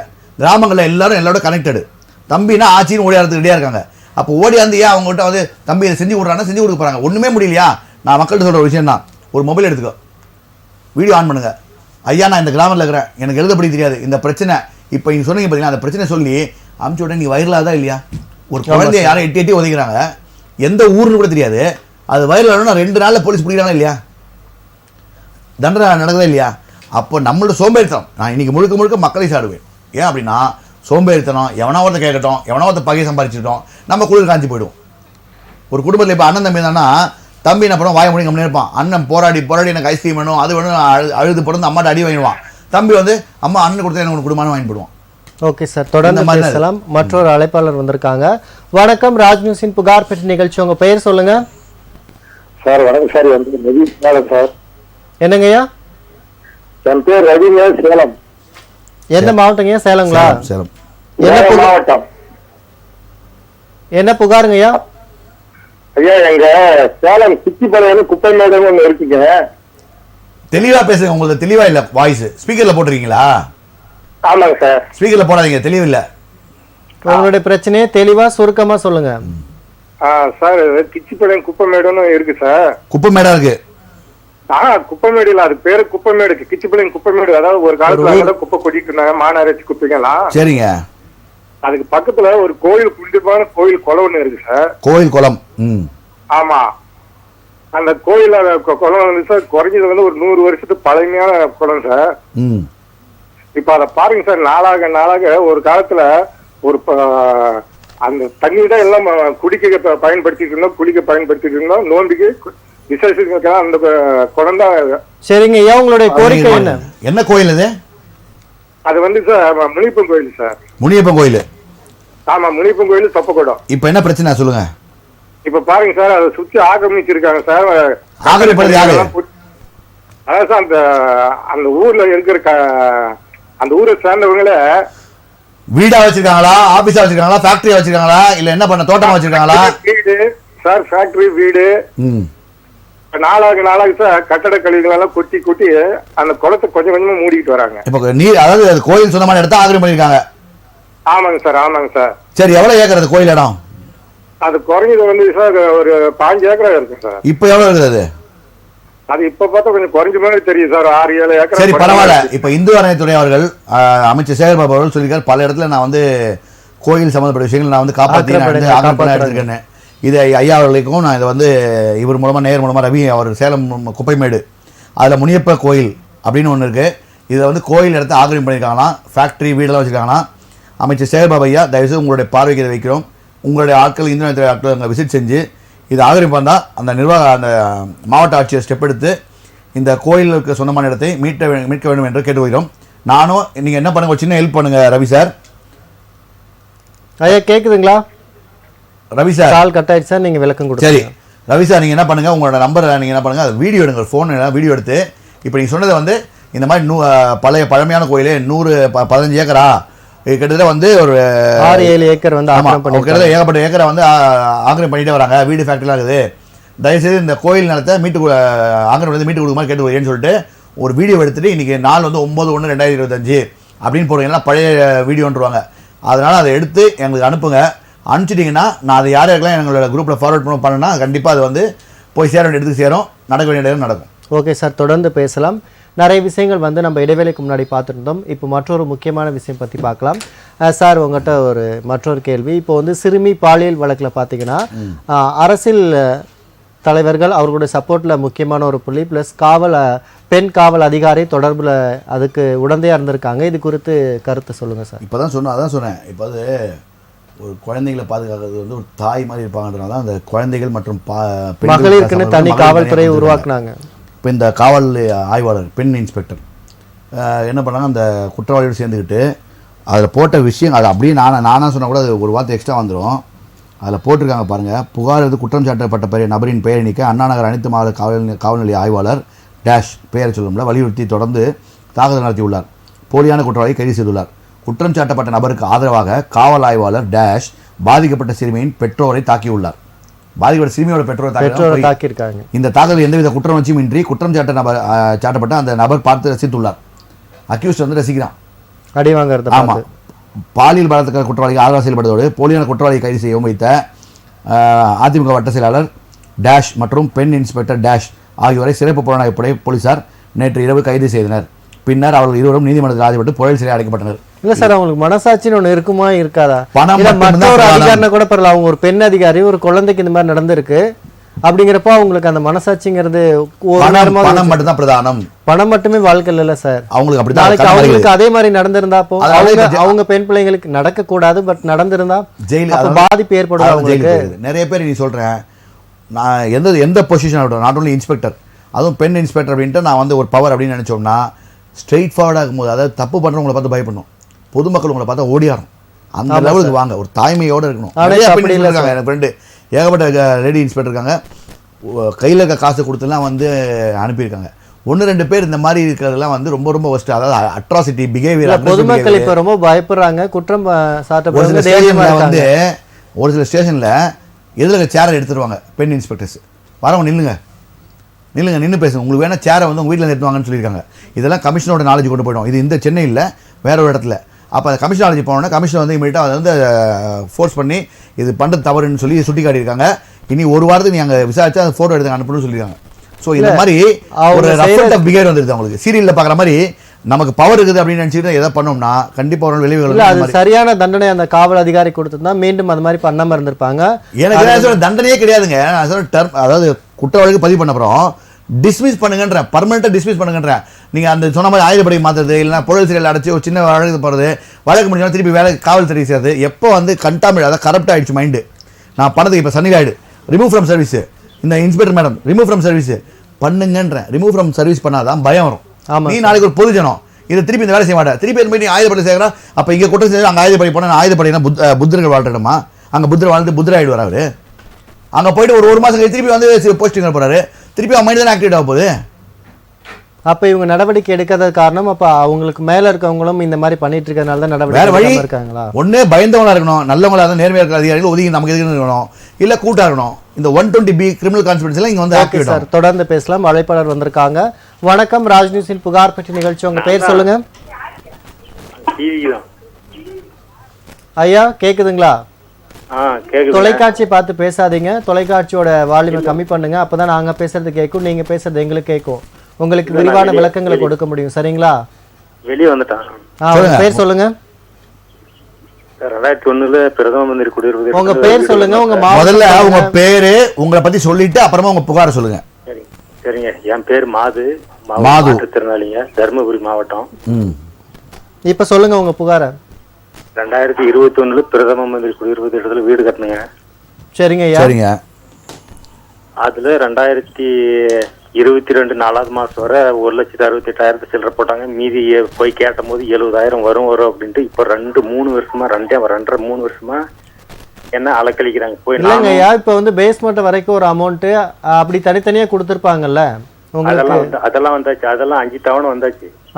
அதே மீறி எதுக்கு 6வது தவணை 70,000 வரும்? அது மட்டும் பெண்டிங்ல இருக்குங்களா? ஆமா, பெயிண்டிங் இருக்கு. அது நானும் 2.5-3 வருஷமா அலைஞ்சு பார்த்துட்டேன். கேட்டாக்க போய் கேட்டா ஏதாவது ஒரு காரணத்தை சொல்லி என்ன அனுப்பிடுறாங்க. நானும் ஊராட்சி மன்ற செயலாளருக்கு மனு கொடுத்தேன், ஓவர்சீலுக்கு மனு கொடுத்தேன், பிடிஓக்கு மனு கொடுத்தேன். போன வருஷம் 2வது மாசம் 18ஆம் தேதி கலெக்டர் ஆபீஸ்ல மனு போட்டு வந்தேன். சரிங்க. இதுவரை எனக்கு ஒரு எந்த பதிலும் கொடுக்கல. இப்ப போன திங்கட்கிழமை மறுபடியும் கலெக்டர் ஆபீஸ்ல மனு கொடுத்து வந்திருக்கேன். அதுக்கு என்ன நடவடிக்கை எடுப்பாங்கன்னு தெரியல. என்ன ரொம்ப அலக்கழிக்கிறாங்க. நான் ஒரு மாற்றுத்திறனாளி. சரிங்க ஐயா, உங்களுடைய புகாருக்கான தீர்வுக்கான வழிகளை நம்முடைய சமூக ஆர்வலரும் சட்ட ஆர்வலரும் வழங்குவார். இப்ப இது பிரதம மந்திரி திட்டம் சொல்லிட்டீங்க. நீங்க மாவட்ட ஆட்சியிட்டே போய் நின்னீங்கன்னா கண்டிப்பா வந்து மேக்ஸிமம் சப்போர்ட் பண்றதுக்கான வாய்ப்பு கம்மி தான், குறைவு தான் இல்லையா? சரிங்க. நீங்க இப்போ உங்களுக்கு வர வேண்டிய காசுக்கு நான் சொல்ற ஒரு டோல் ஃப்ரீ நம்பர் ஒன்று சொல்றேன், 2 நம்பர் சொல்றேன். இது பேசுறது போக டு தி பிரைம் மினிஸ்டர்னு போட்டு நேராக பிரைம் மினிஸ்டரோட அட்ரஸ் நெட்டில் தேடினாலும் கிடச்சிரும். இந்த மாதிரி சொல்லி கலெக்டர் வரையும் ஸ்டெப் எடுக்காமல் இருக்காங்க. எனக்கு வரல அமௌண்ட்டு, இதுக்கு என்ன நீங்கள் எனக்கு ஹெல்ப் பண்ண முடியுன்றதை கேட்டு எழுதி அதை பதிவு தப்பால் அங்கே பிரைம் மினிஸ்டர் ஆஃபீஸுக்கு அனுப்புங்க. பிரைம் மினிஸ்டருக்குங்களா? ஆமாம், ஏன்னா இது வந்து மத்திய அரசு சொல்கிறீங்களே திட்டம். அப்போ இதை இங்கே கொடுத்து என்ன பண்ணுவாங்க? நான் முதல்ல ஒரு நம்பர் சொல்கிறேன், நோட் பண்ணிக்கங்க. முதல்ல டோல் ஃப்ரீல கம்ப்ளைண்ட் பதிவு பண்ணுங்கள். 18 இருங்க. நான் கொஞ்சம் போனோமே ஐயா, நான் எனக்கு ஒரு உதவி செய்றீங்களா? இந்த நிகழ்ச்சி முடிஞ்சதுக்கு அப்புறம் ஃபோன் பண்ணி கொஞ்சம் டீட்டெயில் சொல்றீங்கன்னா இன்னொரு சில டீட்டெயிலாம் உங்ககிட்ட கேட்கணும். சரிங்க. உங்க பேரு சொன்னீங்க? மாது. சரிங்க, ரைட்டுங்க பாப்போம். ஓகேங்க, நிகழ்ச்சி முடிஞ்சதுக்கு அப்புறம் உங்களுக்கு தொடர்பு கொண்டு பேசுவாங்க. சரி, பரவாயில்ல. நான் என்ன மக்கள்கிட்ட சொல்றேன், இந்த பிரதம மந்திரி வீடு திட்டம் அப்படின்றதுக்கு கம்ப்ளைண்ட் வந்தா Tamil Nadu complaint number toll free number முதல்ல எடுத்துக்கோங்க. ஒவ்வொரு ஸ்டேட்டு கொடுத்துருக்காங்க. 1800-4255-4415 1800-425-4415. இது ஒன்று. ரெண்டாவது வந்து பிரதம மந்திரி ஆவாஸ் யோஜனா, அந்த ministry of housing and urban அப்படின்றதுக்கே இருக்குது. அந்த லேண்ட்லைன் நம்பர் சொல்கிறேன், 011-2306-3285 011-230-63285. இதில் தயவுசெய்து முதல்ல புகார் பதிவு பண்ணுங்கள். ஒருவேளை இல்லை எனக்கு நான் ஒரு நான் படிச்சிருக்கேன், நான் இமெயிலாம் யூஸ் பண்ணுவேன் அப்படின்னீங்கன்னா இமெயில் கொஞ்சம் ஸ்ட்ராங்காக இருக்கும். என்னென்னா கிரீவன்ஸ் -PMAY, கிரீவன்ஸ் தான் GRIEVANCE -PMAY @ போட்டு சொல்லிப்பாங்க @gov.in அப்படின்னு போட்டு அவங்களுக்கு அனுப்பிச்சிட்டிங்கன்னா இது டேரெக்டாகவே அந்த அஃபிஷியல்ஸ் போய் அவங்க லோக்கல் சென்ட்ரல் கவர்மெண்ட் அஃபிஷியல்ஸை ப்ரெஷர் பண்ணி உங்களுக்கு ஆவணம் செய்வாங்க அப்படின்றத மக்களுக்கு நான் தெரிவித்துக் கொள்கிறேன். ஓகே, நிகழ்ச்சியை பார்த்துட்டு இருக்கவங்க இந்த நம்பரும் இந்த இமெயில் ஐடி பயன்படுத்தி உங்களோட புகார்களை தெரிவிச்சுக்கலாம். சார், உங்கள்கிட்ட ஒரு மற்றொரு கேள்வி என்னன்னு பார்த்தீங்கன்னா, இப்போ வந்து நிறைய விஷயங்கள் நம்ம தொடர்ந்து பார்த்துருந்தோம். மின்சாரத்துறையில் பார்த்தீங்கன்னா மாதம் கணக்கிட்டு பண்ணி தொகை வாங்குறாங்க. அந்த தொகை கட்டலைன்னா வந்து அந்த இதே எடுத்துகிட்டு போயிடறாங்க, பியூஸே வந்து பிடிங்கிட்டு போயிடறாங்க. இவ்வளோ பண்ணுறாங்க. பட் ஆனால் வந்து இந்த நிறைய பகுதியில் பார்த்தீங்கன்னா மின் வயர்கள் வந்து அது முறையான இதுவாக பண்ணுறதில்ல. நிறைய இடத்துல சுற்றி நிறைய சிக்கல்கள் மாதிரி இருக்கு. இது வந்து நகர்ப்புறங்கள்ல இருக்கு. கிராமப்புறங்களில் பார்த்தீங்கன்னா மின் வயர்லாம் அருந்து விழுந்துருது. இது எப்போ பாதிக்கப்படுதுன்னு பார்த்தீங்கன்னா மழைக்காலங்கள் பார்த்தீங்கன்னா அதிக அளவில் வந்து பாதிக்கப்படுது. விவசாய நிலங்களில் விவசாயிகள் போய் நிறைய பேர் உயிரிழக்கிறாங்க. இதே நகரங்களில் பார்த்தீங்கன்னா மாடுகள் வந்து போய் உயிரிழக்கிறாங்க. மனிதர்களும் அந்த தேங்கியிருக்க தண்ணியில வந்து கால் வச்சு இந்த மாதிரி மின்சாரம் தாக்கி நிறைய உயிரிழப்புகள் இருக்கு. இவ்வளவு வந்து மாதம் கணக்கீட்டு தொகை வாங்கியும் அது கட்டவில்லை என்றால் தவணை கொடுக்காம வந்து அந்த மின்சார இதையும் பிடுங்கிட்டு போயிடுறாங்க. அப்ப இவங்க மக்களுக்காக இவ்வளவும் கரெக்டா பண்ணி கொடுத்துருக்கணுங்களே. நான் என்ன சொல்றேன்னா, பிளாட்ஃபார்ம்ல இதான் இப்போ நாம ஒரு இடத்துலையும் பார்த்தீங்கன்னா பிளாட்ஃபார்ம் இப்படி இருக்கும் ரோடுக்கு அப்புறம். இந்த பிளாட்ஃபார்மில் பொல்லாடுன்னு சொல்லிட்டு இந்த மாதிரி இரும்பு ராடு வைக்கணும். அது வைக்காம பிளாட்ஃபார்ம் வந்து சிதைக்கிறதுக்கு அரசாங்கம் வந்து இந்த டூ வீலரில் போகிறவங்கலாம் வந்து யார் பண்ண தப்பு குற்றம் செய்கிறாங்க. இவங்க குற்றம் செய்ய தூண்டது யார்? Highways department. அவங்க ஸ்டெப் எடுக்க மாட்டாங்க. செல்ஃபோன் பேசிட்டு சன் கண்ட்ரோல் ஃபிலிம் போட்டு விட்டு இன்றைக்கி மினிஸ்டர், எம்எல்ஏ, IAS IPS வண்டியெல்லாம் பார்த்தீங்கன்னா இன்றைக்கி சன் கண்ட்ரோல் ஃபிலிம் போட்டிருக்காங்க. அப்போ சன் கண்ட்ரோல் ஃபிலிம் போடக்கூடாது, பம்பர் போடக்கூடாதுன்னு சொல்கிறது யாருக்காக? இவங்க எல்லாம் என்ன நினைக்கிறாங்க, சட்டம் வந்து மக்களுக்கு மட்டும்தான், நாங்கள் IAS IPS நாங்கள் ஃபாலோ பண்ண மாட்டோம்னு சொல்லி நான் தவறான முன்னுதாரணம் இருந்தால் எப்படி மக்கள் திருந்துவான்? அப்போது எந்த சட்டம் போட்டாலும் இப்போ ஒன்றும் இல்லை, ஒரு ஆட்டோ போகுது, ஆட்டோ மேலே ஒரு கேஸ் போடுறாங்க, ஓவர்லோட் ஆட்டோன்னு சொல்லி குட்டியானை போடுறாங்க. அப்போ இன்றைக்கி வரையும் கொஞ்சமாக யோசிச்சு பாருங்கள், பீக் ஹவர்ஸில் பஸ்ஸில் 150 பேர் உள்ள உட்காரோம். அதில் ஏறி 48 + 2 + 25 பேர் 40 பேர் உட்காரலாம். 2 பேர் கண்டக்டர் டிரைவர், 25 ஸ்டாண்டி. இந்த 50, 25, 75 பேர் 150 பேர் உட்காரலாம். என்னைக்காவது ஏதாவது ஒரு போக்குவரத்து காவல்துறைக்கோ இல்லை RTOவோ அரசு பஸ்ஸுக்கு ஃபைன் போட்டிருக்காங்களா? அப்போ என்ன சொல்ல வராங்கன்னா, நாங்கள் தப்பு பண்ணுவோம், கேட்டால் மக்கள் சேவைன்னு சொல்லுவோம். நீ மக்கள் தப்பு பண்ணக்கூடாது, மக்கள்ன்ற முதலாளி தப்பு பண்ணக்கூடாது, உங்களுக்கு வேலை செய்கிற நாங்கள் தப்பு பண்ணுவோம் அப்படின்னா it's a wrong role model. Okay sir, தொடர்ந்து பேசலாம். அழைப்பாளர் வந்திருக்காங்க. வணக்கம், ராஜ் நியூஸின் புகார் பெட்டி நிகழ்ச்சி. உங்க பெயர் சொல்லுங்க. வணக்கம் சார். வணக்கம் சார். நாங்கள் அற்புதராஜ் சார். அற்புதராஜுங்களா? ஆமா சார். ஒய்ஃப் பேர்ல தான் அந்த அலர்ட் கொடுத்தாங்க சார், ஹவுசிங் போர்டு. சரிங்க ஐயா. அதுல வந்து நாங்க ஆமா சார் 5வது ஃப்ளோர்ல இருக்கோம். கரண்ட் பில் வந்து 2-3 வருஷமா நாங்க இங்க ஊர்ல இல்ல சார், ஊர்ல இருந்தோம். சரிங்க ஐயா. வந்து இப்ப திறந்துட்டு ஒரு வருஷமா இருக்கிறோம். கரண்ட் பில் போய் கட்ட போகும்போதெல்லாம் நீங்க 37,500 ரூபா கட்டணும், அப்பதான் கரண்ட் கொடுப்போம்ட்டு பக்கத்துல இருந்து பக்கத்து கனெக்ஷன் வச்சு தான் யூஸ் பண்ணுகிறேன் சார், பக்கத்து வீட்டுல இருந்து. சரிங்க ஐயா. நாங்க சொன்னோம், ஏங்க அரசாங்கம் வீடு கொடுக்குது, நாங்களே அதை கட்டுறதுக்கு 750 ரூபாய் கஷ்டப்பட்டா கட்டுற கூலி வேலை செய்யறோம். சரிங்க ஐயா. அதனால நீங்க இந்த பில்லு இவ்வளவு போட்டீங்கன்னா எப்படின்னா அதெல்லாம் முடியாதுங்க, இதை கட்டினாதான் நாங்க 37,000 ரூபாய்க்கு நாங்க எங்க போவோம், அதெல்லாம் எங்களுக்கு தெரியாது.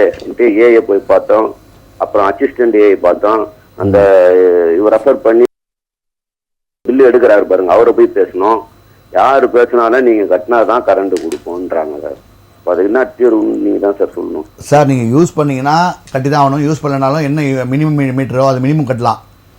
ஆனா அவங்க வந்து நாங்க கட்ட வேண்டியதே 2 டியூ தான் பில்லு, ஆனா அதுக்கு பெனால்ட்டின்னு சொல்லி சொல்றாங்க சார். இல்ல பெனால்ட்டி நீங்க எத்தனை வருஷமா அந்த வீட்டை பயன்படுத்தாம இருந்தீங்க சார்? நாங்க வந்து ஒரு 3 வருஷமா பயன்படுத்த. இல்லங்க, அதான் சொல்றேங்க. நான் என்ன சொல்றேன்னா, நீங்க 3 வருஷம் பயன்படுத்தலன்னு தெரிஞ்சதுன்னா நீங்க ஒண்ணு வாடகை விட்டுறணும், இல்லைன்னா அட்லீஸ்ட் என்ன பண்ணலாம், அந்த டெம்பரரியா டிஸ்கனெக்ட் பண்ணுங்கன்னு சொல்லியிருந்தாங்கன்னா உங்களுக்கு டெம்பரரி டிஸ்கனெக்ட் பண்ணி அப்புறம் வாங்கிக்கலாம். ஏன் நீங்க அதை பண்ணல? இல்ல சார், அது டோட்டலா ஒரே இடத்துல இருக்கு சார் கரண்ட் பாக்ஸ்க்கு. அது பரவாயில்ல சார். இப்ப டோட்டலா அதே இடத்துல இருந்தாலும் இப்ப மொத்தமா எல்லா பில்லும் அவங்க கிட்ட கட்ட சொல்றாங்க, உங்க பில்லு தான் கட்ட சொல்றாங்க. ஆமா சார், நாங்க அதுல யூசேஜே இல்லையா சார்? அப்ப அவ்வளவு சார் ஐயா சார் ஒரு நிமிஷம் ஐயா, நீங்க கேட்ட கேள்விக்கு நான் பதில் சொல்றேன். சரிங்க சார். ஒரு பில்டிங் ஃபுல்லா இருக்குது, ஒரு காமன் கனெக்ஷனா இருந்தா உங்களோட தனியா உங்களுக்கு ஒரு அமௌண்ட் போடுறாங்கன்னா அப்ப நீங்க என்ன பண்ணீங்க, அந்த ஏஐயை பார்த்து ஒரு லெட்டர் மட்டும் நீங்க அவர்கிட்ட கையில கொடுத்தா மறந்துடுவாங்கன்னா, நான் பல டிவி ஷோல சொல்லியிருக்கேன், பதிவு தபால்ல ஐயா நான் பல சில தனிப்பட்ட காரணால அங்கே இல்லை, 3 வருஷம் வெளியூர் போகிறேன், தற்காலிகமாக என்னுடைய மின்சார இதை ரத்து பண்ண மாதிரி கேட்டுக்கிறேன் அப்படின்னு போட்டு நாங்கள் வந்த அப்புறம் புதுப்பித்து கொடுக்கணும்னு எழுதி அதை பதிவு தபால் போட்டு அனுப்பிச்சிருந்தீங்கன்னா, சரிங்க சார், நான் அனுப்பிச்சிட்டேன், நீ 3 வருஷமா நீ உன் வேலை செய்யல, நான் கட்ட முடியாது, அந்த 2 மாசத்துக்காக கட்டுவேன்னு சொல்லி நியாயம். இப்போ அதிகாரிங்க வந்து அதை இது நீங்க மட்டும் இல்லை, நிறைய இடத்துல அது நடந்துருக்குது. அது வந்து நம்ம ஃபைனோட கட்டி தான் ஆகணும். ஏன்னா 3 வருஷம் அவங்க என்ன பண்ணிருக்காங்க, நீங்க மினிமம் அப்படின்றத கணக்கு, இது 3 மாசமா தான் நீங்க சொல்ற பாயிண்ட் சட்டை போடலாம், 3 வருஷத்துக்கு 37 கூட ஓரளவு ஆவரேஜ். ஆனா இது என்ன ஒரே ஒரு மைனஸ்னா, இன்னைக்கு தமிழ்நாட்டில் சென்னையில் குறிப்பாக ஒரு வீட்லையும் யூஸ் பண்ணுறதை விட அதிகமாக யூஸ் பண்ணுறாங்கன்றது மக்கள் குற்றச்சாட்டு. என்ன அப்படின்னா, இவங்க யாரோ மீட்டர் வந்து டெம்பரரி யாரோ ஒரு பையனை விட்டுறாங்க, ஆவரேஜா போன மாசம் இதான், அடுத்த மாசம் இதான், அது சேர்த்து அப்படியே போடுவாங்க. அது இன்னைக்கு குளிர்காலம், இன்னைக்கு குளிர்காலத்தில் பல வீட்டில் ஃபேன் கிடையாது, ஃபேனே போட மாட்டாங்க, ஏசி கிடையாது, டிவி வந்து டிவி போட்டாங்க ஓகே, மற்றபடி எது போட்டாங்கன்னு பார்த்தீங்கன்னா வெயில் காலத்தில் என்ன போட்டாங்களோ அதே ஆவரேஜ் நீங்கள் 5000 போட்டாங்க, எப்படி மக்கள் தாங்குவாங்க? அதுதான் சார். சரி, இப்போ என்ன பண்ணலாம் சார்? அதே தான் கட்டி இல்லை. நீங்கள் என்ன பண்ணணும்னா, நீங்கள் திருப்பி வந்து என்னன்னா 94458 நம்பர் நோட் பண்ணிக்கங்க. அப்படியே 1 செகண்ட் சார். சார் சொல்லுங்க சார். 94458 94458 50 811. இதுல தயவுசெய்து நீங்க என்ன பண்ணுங்க, நீங்க வந்து போன் பண்ணி பேசுறதை விட ஒரு பேப்பர்ல நீங்க உங்களோட விஷயத்தை எழுதுங்க. இந்த மாதிரி நான் இருந்தது, நான் போனேன், நான் இந்த மாதிரி ஆச்சு, எனக்கு இந்த 3 வருஷம் ஆச்சு, ஃபைன் போட சொல்றாங்க, இந்த கட்டணம் நியாயமான கட்டணமா, இது வந்து எப்படி நியாயமான கட்டணம், ஏன்னா என்னோட வீட்டில் இவ்வளோ தான் இருக்குது, 2 மாதம் நான் கட்டணம் கூட மாதம் 500 ரூபாய் எனக்கு 700 ரூபாய் வச்சா கூட ஒரு வருஷத்துக்கு எனக்கு வந்து எவ்வளோ, 8400 ரூபா வருது, 3 வருஷம் 23000 22,000 வருது, 37,000 15,000 எக்ஸ்ட்ரா வர மாதிரி தெரியுது, இதை ஏதாவது குறைக்க முடியுமா, கன்சிடர் பண்ண முடியுமா அப்படின்னு கேளுங்க, மினிமம் மீட்டர் போட்டு கேளுங்க. இதை வந்து லெட்டர் எழுதி அந்த வாட்ஸ்அப்புக்கு அனுப்புங்க, அப்புறம் ஃபோன் பண்ணி பேசுங்க, சரிங்களா? இது வந்து சென்னை இபி கம்ப்ளைண்ட் நம்பர். இது 944 சார், 94458 50811 58 சார், 94458500811 50 வரல சார், 508111. ஓகே, இல்லையா ஹெல்ப்லைன் நம்பர் இன்னொன்று 1912 1912 அப்படின்னு வேறு நம்பர் உங்களுக்கு போடலாம். Okay sir, 1912. ஆமாங்க. ஓகே சார், ஓகேங்க. நிகழ்ச்சி காலத்துக்கு நன்றி. தொடர்ந்து நிகழ்ச்சியோட இணைந்திருங்கள் சார். நம்ம வந்து ஏன் இந்த மின்சாரத்துறை பற்றி கேட்டோம்னா, நிறைய இடத்துல பார்த்தீங்கன்னா இந்த மின்வயர்கள் வந்து தாழ்வான பகுதியில் போயிட்டு இருக்கிறதுனால நிறைய இடத்துல வந்து புகாரும் கொடுத்துட்டு இருக்காங்க. சமீபத்தில் வந்து போக்குவரத்து துறை வந்து நிறைய ஆக்ஷன்லாம் எடுத்துட்டு இருக்காங்க. பட் ஆனால் அந்த நடவடிக்கை வந்து கரெக்டானதா இன்னும் கொஞ்சம் இருந்தால் நல்லா இருந்திருக்கும். ஏன்னா சமீபத்தில் பார்த்தீங்கன்னா ஒரு சிறுவன் வந்து லாரி ஓட்டி வந்து அந்த தண்ணீர் வந்து இது பண்ணும்போது மேல வந்து மின்சார ஒயர் வந்து தாக்கி அவங்க உயிர் வந்திருக்காங்க. 16 வயசு பையன் விரிவான அந்த பையன் முதல்ல. இப்போ நான் என்ன கேட்கறேன்னா, இன்னைக்கு நான் திருப்பி போன டிபேட்லையும் நான் போன புகார் பண்ணி அதை சொன்னேன். 16 வயசு பசங்க 15 வயசு பசங்க நிறைய சிட்டி ஃபுல்லா அநியாயம் பண்ணி 2 வீலர் ஓட்டி ரேஷா ஓட்டுறாங்க. பள்ளிகளுக்கு கொடுமை என்னன்னா, அரசு துறையில வேலை செய்யறவங்க கூட, இப்போ அரசு துறையில வேலை செய்யறவங்க அவங்க அம்மாவோ இல்லைன்னா கவர்மெண்ட் ஸ்கூல் டீச்சர் அவங்க பையனை வண்டி ஓட்டு இப்போ இறங்கிறாங்க. என்ன கேட்டா, எங்கள் வீட்டுக்கார வெளியே போயிட்டாரு, ஆஃபீஸ் கிளம்பிட்டாரு, அதனால் பையனை ஓட்டுறேன்னு சொல்லி அந்த ஸ்கூல் யூனிஃபார்ம்லேயே போய் விட்டிங்கன்னா நீங்கள்லாம் என்ன ஒழுக்கத்தை சொல்லிக் கொடுப்பீங்க ஸ்கூலில்? 1. 2வது, போக்குவரத்து காவல்துறை ஆர்டிஓ ஒரு ஆர்டர் வந்து நீதிமன்றம் கொடுத்துச்சு, 25,000 ஃபைன், அப்பா அம்மா மேலே ஆக்ஷன் எடுக்கலாம். எத்தனை வீட்டில் எடுத்துருக்கீங்க, எத்தனை பேர் எடுத்துருக்கீங்க? ஜிக்ஸாக்காக ஓட்டுறான், யூனிஃபார்ம் போட்டு தைரியமாக ஓட்டுறானுங்க. கேட்டால் எங்கள் அப்பா யார் தெரியுமா, எங்கள் அம்மா யார் தெரியுமா, எங்கள் மாமா யார் தெரியுமா, அண்ணன் யார் தெரியுமா, இந்த இது எதில் வர எமங்கிட்ட வந்து எங்கள் அப்பா யார் தெரியுமானா அவரை சேர்த்து அடிச்சுட்டு போயினே இருப்பார்.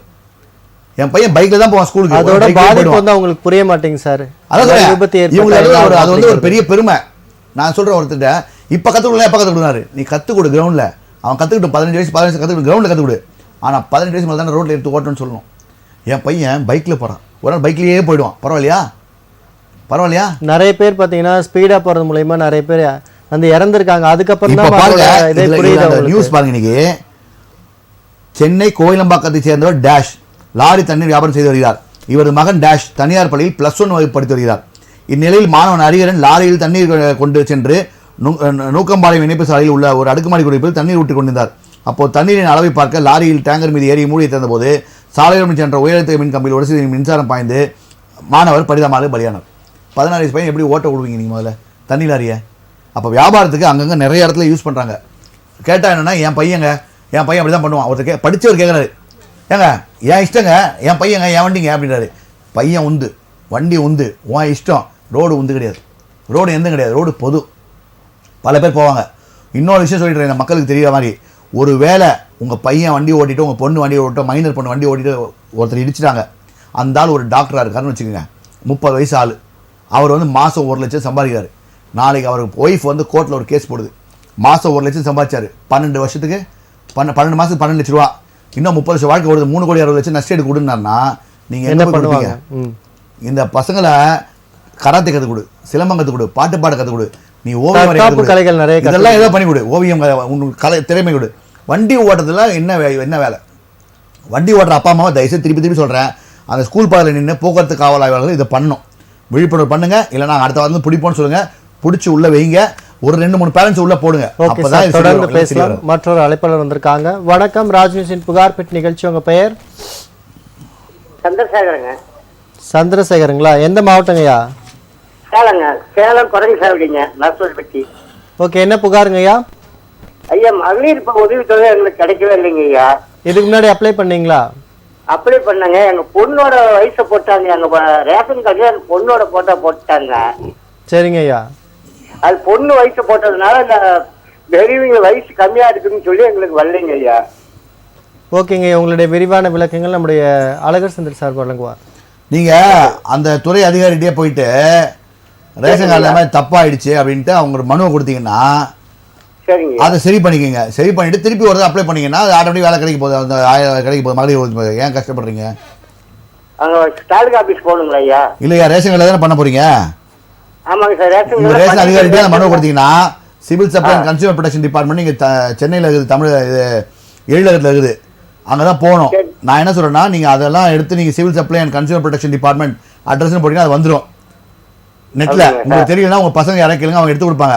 அந்த இதுக்கு வந்து ஆணையர் அவர்கள் அப்படின்னு போட்டு நுகர்வோர் உணவு வழங்குதல் மற்றும் நுகர்வோர் கட்டுப்பாட்டறை அப்படின்ற ஒரு கான்செப்ட் அதை போட்டு அதில் வந்து இந்த மாதிரி என்னுடைய மகள் இந்த வயசு மாறி போச்சு, இதனால எங்களுக்கு இது கிடைக்கல, அதனால் என்னுடைய விஷயங்களை இதை மாற்றி கொடுக்கணும், இதான் என்னோட அப்படின்னு அந்த ஏஜ் ப்ரூஃபும் சேர்த்து அட்டாச் பண்ணி அமிச்சிங்கன்னா அவங்க கன்சர்ன் அதிகாரிகள் அமிச்சு என்ன பண்ணுவாங்க, உங்கள் இதை வந்து வயசை மாற்றி கொடுத்துருவாங்க. அதுக்கப்புறம் என்ன பண்ணலாம், இதை வச்சு நீங்கள் அப்ளை பண்ணிங்கன்னா உங்களுக்கு கிடைக்க வாய்ப்பு இருக்குது. சரியா? நன்றிங்க ஐயா. ஓகேங்க, நிகழ்ச்சி கலந்துமைக்கு நன்றி. தொடர்ந்து நிகழ்ச்சியோட இணைந்திருங்கள். சார், பார்த்தீங்கன்னா இந்தியாவோட முதுகெலும்பே விவசாயமாக தான் இருந்தது. மற்ற நாடுகளை விட இந்தியா வந்து அதிக உற்பத்தி கொண்ட மாநிலமாக இருந்துச்சு. நெல்லில் கிட்டத்தட்ட 6 டன், அதை விட இன்னும் அதிகமாகவே. ஆனால் அதோட சதவிகிதம் வந்து இப்போ குறைஞ்சிருக்கு. யூரோப்பிய கண்ட்ரிகள் வந்து அதிகமாக வந்து இப்போ உற்பத்தி பண்ணுறதா ஒரு தகவல் வந்திருக்கு. ஏன்னா பார்த்தீங்கன்னா வெளிநாடுகள்லேருந்து வந்து இந்தியாவிலேருந்து எல்லாருமே வெளிநாடுகளுக்கு எல்லாமே செல்வங்களை எடுத்துகிட்டு போயிட்டு வந்து அவங்க முன்னேறினாங்க. இப்போ பார்த்தீங்கன்னா இப்போது ட்ரெண்டிங்காக வந்து வெளிநாட்டிலேருந்து நாங்கள் வந்து தொழில் நிறுவனங்கள் வந்து நாங்கள் ஈர்த்துட்டு வந்திருக்கோம் முதலீடுகள் அப்படின்னு சொல்லி பார்த்தீங்கன்னா இப்போ விவசாயமுக்கு முக்கியத்துவம் இல்லாமல் போயிடுச்சா? ஏன்னா இவ்வளோ டிஃப்ரெண்ட் வந்து உற்பத்தி குறைஞ்சிருக்கு அப்படின்னு யார் சொல்கிறது? தகவல் வந்திருக்கு சார். சரி, நான் என்ன சொல்கிறேன்னா, நிலத்தோட மதிப்பு என்னென்னு மற்ற நாடுகள் தெரியும் போது இங்கே நிலத்தோட மதிப்பு வெறும் ரியல் எஸ்டேட்டாகவும் பில்டிங்காகவும் மட்டும் போகுது. நீர்நிலைகளை ஆக்கிரமிப்பு செய்கிறாருன்னு சொல்கிறேன். நான் இப்போவும் சொல்கிறேன், கோயில் இடத்தை காப்பாற்றுறேன்னு சொல்லி அமைச்சர் சேகர் சார் சொல்கிறாரு. மாநகராட்சியில் இருக்கக்கூடிய ஆணையர், அந்த மாநகராட்சி யார் கண்ட்ரோல் இருக்கக்கூடிய அமைச்சர், இவர்கள்லாம் சென்னையில் 15 ஜோன் இருக்குதியா, நான் சென்னைக்கு முதல்ல சொல்கிறேன் அப்படின்னு சொல்லிட்டு நகராட்சி நிர்வாகம், அடுத்து நகராட்சி, அடுத்து ஊராட்சி, அடுத்து பேரூராட்சி, சிற்றூராட்சி, எதுவும் இருக்கட்டும், இதில் அந்தந்த ஊராட்சி அலுவலகத்துலேயும் பேரூராட்சி அலுவலகத்துலையும் நகராட்சி அலுவலகத்துலையும் சென்னை மாநகராட்சி அலுவலகத்துலையும் இவர் இந்த தனி நபர் நீர்நிலையை ஆக்கிரமிப்பு செய்தவர். வரி கட்டலாம், சொத்து வரி கட்டலாம் எழுதி போடுறீங்களா, அவங்க பேரை ஸ்டிக்கர் ஓட்டுறீங்க, நோட்டீஸ் ஓட்டுறீங்களா, அந்த மாதிரி தைரியம் இருந்தால் ஒரு மண்டலம், சென்னை மாநகராட்சி மண்டல வாசலையும் ஒரு ஊராட்சி அலுவலக வாசலையும் ஒரு பெரிய பேனரோ நோட்டீஸோ இந்த தனிநபர் நீர்நிலையை ஆக்கிரமிப்பு செய்திருக்கிறார். இந்த வழிபாடு தலம், அது இந்துவோ முஸ்லீமோ கிறிஸ்டினோ, நான் கடவுள் மறுப்பாளன் அல்ல, எந்த வழிபாடு ஆக்கிரமிப்பு, இது வழிபாடு தலம் நீர்நிலை ஆக்கிரமிப்பு செய்துள்ளது, இந்த அரசு நிலம் ஆக்கிரமிப்பு செய்யப்பட்டுள்ளது, சென்னை கலெக்டர் ஆஃபீஸ் அதில் தான் இருக்குன்னு சொல்லி ஒரு அரசியல் கட்சி தலைவர் சொன்னார். அது உண்மையாக தான் அதை எடுக்கணும், எடுத்துக்காட்டில் மாட்டணும். இப்படி யாரெல்லாம் இருக்காங்க, கல்வி நிறுவனம், இவர்கள் நீர்நிலையில் ஆக்கிரமிப்பு பண்ணியிருக்காங்க அப்படின்னு எடுத்து அவங்க ஃபோட்டோ போட்டிங்கன்னா போகிற ஒரு பப்ளிக் இவங்க திருட்டு பசங்கன்னு தெரியுமா தெரியாதா? இந்த எந்த அதிகாரியாலும் இதை பண்ணுறாங்களா? சொத்து வரி இல்லைன்னு அதாவது ஒரு தனி மனிதனை போட்டு நசுக்கக்கூடிய விஷயங்களில் நேர்மையானா இங்கெல்லாம் நீங்கள் ரோல் மாடலில் சரி பண்ணணும்ல. இன்றைக்கி அந்த ஒன்றும் இல்லை, வீடு கட்டுறதுக்கு அப்ரூவல் பண்ணுறாங்க பாருங்கள், அந்த மொத்த பெரிய கிரிமினல் வழக்கில் போட்டு அப்ரூவல் பண்ணும் யாரெல்லாம் வந்து தப்பான அப்ரூவல் கொடுக்குறாங்களோ. ஏன் அப்படின்னா அந்த அப்ரூவலுக்கு வந்து 10 அடி பின்னாடி விடணும், 5 அடி விடணும், 3 அடி விடணும் கணக்கு இருக்குது. 1.5 அடி ஏதாவது விடுறாங்களா? இல்லை சார். அப்படி ஆனால் ஒன்று எப்படித்தான் தெரியல, அது ஒரு செங்கல் எடுத்து வச்சோன்னே ஒரு நோட்டீஸ் வரும், ஏஇடியோ ஏஇ ஸ்கொயர் இருந்தோ. அது மட்டும் பண்ண தெரிஞ்ச உங்களுக்கு ரோட்டில் பதாகைகள் இருக்குது, அரசியல் பேனரை இன்றைக்கி வந்து 15 நாள் 20 நாள் வச்சு எங்கள் எல்லாம் 20 நாள் ஆனாலும் அந்த பேனர் எடுக்கல. அப்போ இது யாரெல்லாம் நீங்கள் நினச்சிக்கிட்டு என்ன நினச்சிக்கிட்டு நீங்கள் பண்ணிட்டு இருக்கீங்கன்னு எனக்கு தெரியல. உங்களுக்கு தைரியம் திராணி இருந்ததுனால் மக்கள் வரி பண்ணி சம்பளம் வாங்கி மக்களுக்கு உதவி செய்யக்கூட ஒரு உண்மையான மனிதனாக இருந்தால் அதை செய்யணும். பயந்துக்கிட்டு எதுக்கு இந்த வேலை? தைரியம் இல்லையா? ராஜினாமா பண்ணிட்டு போயிடணும். எப்போ நான் ராஜினாமா பண்ணுறேன், என்னால் வேலை செய்ய முடியல, மனசுக்கு ஒப்பாமல் இல்லை கை கோத்துக்கிட்டு லஞ்சம் வாங்கிட்டு இதெல்லாம் பண்ணியிருந்தாங்கன்னா இந்த நீர்நிலை ஆக்கிரமிப்பு பண்ணுறவங்க, அது மட்டும் இல்லாமல் தப்பாக பில்டிங் அப்ரூவல் கொடுக்கணும்லாம் என்ன ஆகும்? விவசாயத்தை எடுத்து ரியல் எஸ்டேட் பண்ணினே இருப்பாங்க. அப்போ அந்த விவசாயம் பாதிக்க தான் படும். விவசாயி வந்து கஷ்டப்பட தான் செய்வான். சோத்துக்கே இல்லை வழி இல்லாமல் நம்ம வந்து திருப்பி அரிசி விளைந்த பூமி இன்றைக்கி அரிசி யார்ட்ட கையேந்திர நிலைமைக்கு நம்ம கண்டிப்பாக தரப்படுவோம். இன்றைக்கி தலைமுறையிலே கூட பேசுறதுக்கு என்ன மைக்கு பிடிச்சாங்கன்னா ஸ்டேட்டஸில் போடோன்னா அக்ரிகல்ச்சர் டே அப்படின்னு அந்த விவசாய நிலத்துலேருந்து ஃபோட்டோ எடுத்துக்கலாம். இன்றைக்கி எங்கேயாவது ஒரு விவசாயத்துக்கு ஃபோட்டோ எடுத்து அனுப்புங்க பார்ப்போம் யாராவது. அது என்ன பண்ணலாம்? கிராஃபிக் என்ன பண்ணலாம்? ஸோ யாரும் வேலை செய்வது முன்வரவே இல்லை, வேலை செய்வது ஒழுங்காக இல்லை, அதை கண்டிப்பாக ஒழுங்காக இல்லை. ஓகே சார், தகவல் நாடும் நாட்டு மக்களும் நாசமாகி போகட்டும் எம்.ஆர். ராதாவோட வாசகம் வந்து நினைவு வருகிறது. ஓகே சார், தகவலுக்கு நன்றி. நேரில் நம்ம நிகழ்ச்சியோட நிறைவு பகுதிக்கு வந்துட்டோம். கிட்டத்தட்ட 1 மணி நேரமாக சமூகம் சார்ந்த பிரச்சனைக்கும் சட்டம் சார்ந்த பிரச்சனைக்கும் தீர்வு வழங்கிய அழகர் செந்தில் சார் அவர்களுக்கு நன்றி தெரிவித்துக் கொள்வோம். நன்றி சார். நேரில் உங்கள் புகார்களை தெரிவிக்க வேண்டும் என்றால் திரையில் தெரிகின்ற எண்ணான 0444411066 என்ற தொலைபேசியினருக்கு தொடர்பு கொண்டு உங்கள் புகார்களை தெரிவிக்கலாம். தொடர்பு கொள்ள இயலவில்லை என்றால் உங்கள் புகார்களை கடிதம் மூலமாகவும் அனுப்பலாம். அனுப்ப வேண்டிய முகவரி 0444411066 என்ற தொலைபேசியினருக்கு தொடர்பு கொண்டு உங்கள் புகார்களை தெரிவிக்கலாம். நேர்களை மீண்டும் சந்திப்போம் மற்றொரு புகார் பெட்டி நிகழ்ச்சியில். நன்றி, வணக்கம்.